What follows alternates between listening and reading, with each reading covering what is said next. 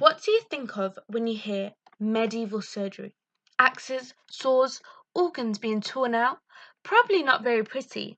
Well, this was true for some parts of the world at least. For example, medieval England, where when the only surgeon a person had was a sweaty barber, who probably never heard of hand wash, it's fair to say advancement in surgical knowledge was pretty rubbish.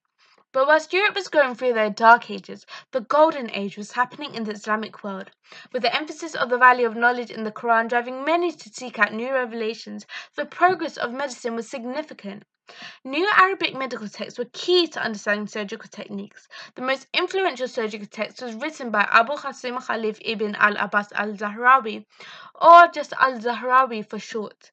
His book Kitab al-Tasrif would soon become the standard medical textbook of Europe in 1100. Born near the Spanish city of Cordoba in 936, al-Zahrawi is accredited as the father of surgery. He famously described over 200 surgical instruments, many of which he developed himself, such as surgical scissors and grasping forceps.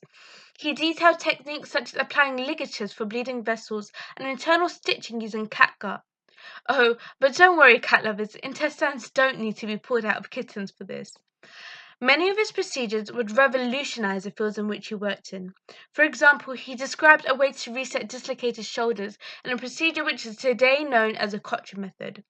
He also used a surgical technique to relieve migraines, which has begun to be used again in the past decade. He was also a master dentist, performing the first ever tooth reimplantation in history.